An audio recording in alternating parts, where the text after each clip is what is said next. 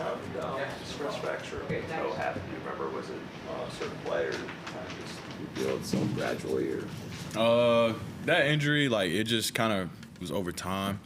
It wasn't really anything that, like, I was like, it happened in that moment. It just kind of was nagging me for a couple of days, and I went into the trainers, and they said that it was just a stress fracture. And it was more of a preventative surgery, and, trying to get it out of the way so it wouldn't hinder me during the end of the season.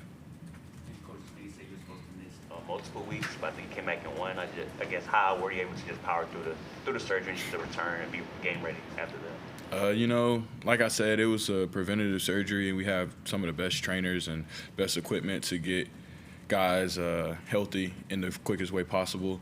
So, shout out to our trainers, and, just was in there every day consistently, 2 to 3 times a day, just trying to get better. And, just luckily, God gave me a healing body that heals really quickly, and I was able to go out there and push through some pain, but, still be able to go out there and function and get the job done. Do you typically heal pretty quick from stuff? Do you have like an example of growing up and you just getting better quicker than they thought you would? Not really. I just always been, a tough kid. That's just kind of how I was raised. Like even in high school, it was just I had a high ankle sprain one game, and the next game I was playing. It was if you're going to be able to play, you can play. So, that's just kind of my mentality, with injuries. Once I'm healthy enough that I'm safe enough to go out there and put my body on the line, I'm going to do it.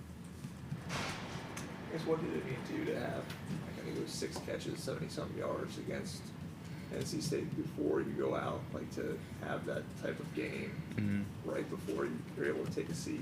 What did that mean to you? Yeah, it just meant a lot, just going out there and playing ball. It's fun, that I've been having fun this year, with the guys, and going out there, being able to play ball and, pass the rock around has been really exciting. And, that's what it's supposed to be. It's supposed to be like, that's what championship teams are made of, just having fun. And, like I said, I was capable to play that day, so I knew I was going to go out there and give it my all, and that's what I did.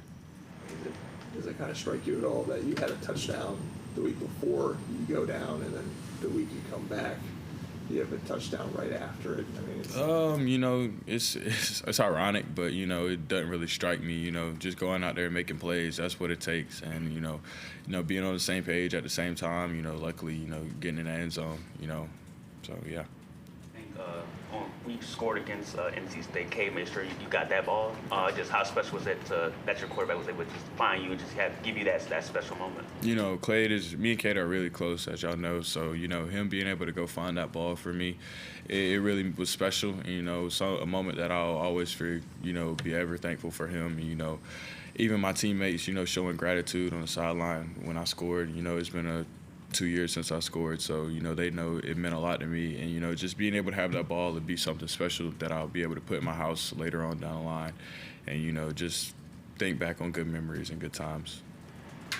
Just put into words maybe, or what the process has been like of coming to college and learning to compete at this level, and now making the impact that you are, and being somebody that this team can rely on. It's college isn't easy. It's tough. Even though a lot of guys come up here and make it look easy, it's really, really difficult. You got classes, got to compete at the highest level every single day. It's a lot different than high school. And when you first come in, you think it's just gonna be easy, cookies and cream. But then when you start getting into the thick of it, it's really tough. And you gotta have your mental. You gotta be able to lean on your faith and things of that nature, and like that's all I've been doing the last 3 years since I've been here. Growing in my faith. Leaning on my teammates, leaning on my coaches, because it's tough. It's got dog days, and but eventually when you come out of the smoke, it'll make you a better person. What are you most proud of when you look back on this journey that has brought you to where you are right now, and what's ahead of you? Me personally, what I'm most proud of is just me being resilient and sticking it out. Because in this world now, it's easy to go and look for the easier path, and but just me personally, that's not how I was raised, and I'm just thankful that I'm a resilient person, and that I've been able to stick it out here, and that's what I'm gonna do. talk so often about your faith and how it's helped you get through these things. How integral has that been in your journey, transitioning from high school to college, through your injuries? How important has that been? Before I came to college, I was, grown up in the church, and that's. Me and my mom talk, at least once a week just about our faith and how I'm getting stronger in my faith. So I just, my mom taught me that, and my grandmas and, my family, they really have a big faith background. So, just me being able to lean on that ever since I was in high school has really, been the same way in college, because I know eventually, he's going to get me through whatever I need to get through. And I know it's always a reason of what I'm going through. So, not just getting too hard on myself, down on myself, but, looking at the good things. Obviously at the end of the day, he's brought me here, and it was a dream of mine to be in college football playing at Clemson. So I know that he has a plan for me regardless of what's going on in my life.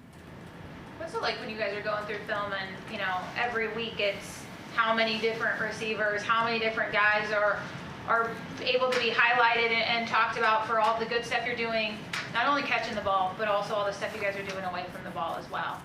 It's what we've been working for since January. It's just great to see our fruits of our labors paying off. And like I said, we got a great group, probably the best group that we've had since I've been here. And, just the guys putting the work in. And, it's great to see that it's paying off on Saturday. But, when we go in the film room, we watch that, it makes us hungry to do it again. So, that's the joy of this game, being a competitor.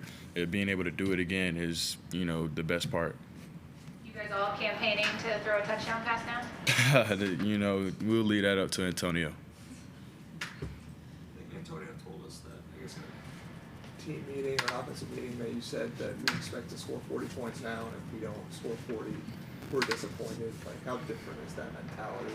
It's just a mentality thing, like I said, even in that meeting, I said, it's just the guys that we have now. We've experienced, we've been through a lot, we have a lot of experienced guys. So we know what the expectations are, and Cade has been excelling and getting better each week. So when we go out there, we expect to make plays, and we go out there expect to put 40 points on the board. So, it's not anything crazy, but like I said in the past, sometimes when we got 40, we might have been excited. Now it's the expectation. Cade was talking about how you were the leader of the wide receivers room. How has your resiliency and what you've been through in your career helped you talk to those guys and help them adjust to school? It's my resiliency. I've been here for, going on 6 semesters now. So I've been here for a while, and, I've seen a lot of guys come and go. And, just talking to the young guys, I just want to keep them encouraged, because I know what they're going through. I mean, it's kind of like a parent, but, or a big brother, but I want to just keep them encouraged because they're having a lot of success, and I want them to keep them hungry at the same time. So, I don't want them to be satisfied with what they're getting now, and, because eventually satisfaction is just going to be where you're going to get complacent, and I don't want it. I don't want that for our room. I don't want that for our office, and I don't want that for our team. So, keeping that edge and that hunger mindset each and every day that we go out to practice is, what my role is, and, just setting an example at that same time. Sticking with your resiliency, you talked about, this day and age of college football. Who do you lean on? Well, you said you were certainly raised to stick with something and to hold on to your commitments. Did you find yourself leaning on somebody, or what is the support like here at Clemson, whether it's, Dabo, position coach, whatever it is, that just helps you stay the course? Ever since my life, I've had somebody that's going to shoot it straight with me. And Coach Swinney is one of those people in my life that I can really, truly appreciate that he's going to tell you the truth. And, that's everybody in the building. So, even your teammates. So I just really appreciate being at Clemson and them sometimes it not being what you want to hear, but them telling you the truth at the end of the day. So I just really appreciate Clemson, being truthful about all situations. And, I don't want to, some places that I hear, you go and they tell you false information and, this, that, and the other thing, you're going to come here and you're going to get pushed, but they're also going to love you. So I really do appreciate that. And, like I said, my teammates are going to hold me accountable, and I'm going to hold my teammates accountable. So at the end of the day, it's a program of love and truth and growth. I guess what's something you wouldn't want to hear, but that he told you that you needed to hear? You know, sometimes I just get in my head too much, you know, overthink things. And that can cause me to play slow in my game sometimes before when I was, you know, last year. And, you know, but now being in the offense for a year, I play fast and I know where I need to be. I know my spots that I need to hit at certain times. And me and Cade are on the same page at all the times. So, you know, just having that chemistry. And somebody said that word today in the locker room, and I said the chemistry of this offense has been at a high rate. So I think that is where we get our efficiency from and where we get our connections from. I guess in terms of Florida State, where you dressed and were there and ready if needed, how did the foot actually feel at that point? I mean, at that point, you know, once like the surgery was preventative of me like trying to push through and trying to numb it up each game. And at that point, you know, I took over-the-counter meds and I felt fine. I felt like I could go and be 100%. what toe exactly was it? It was my 4th and 5th metacarpal. So, you know.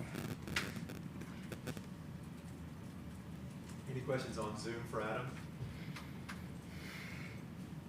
Any other questions?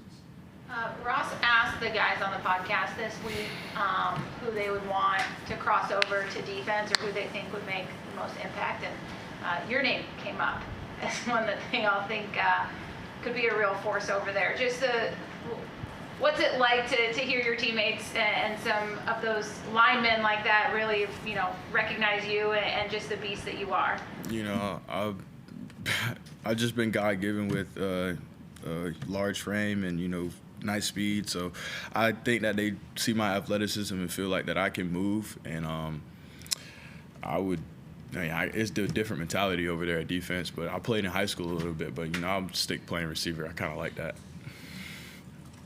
How many weeks were you dealing with the stress fracture for? 2 weeks. Well, like fully it was probably about 3 weeks. But, yeah. So now I feel great. Anything else for Adam?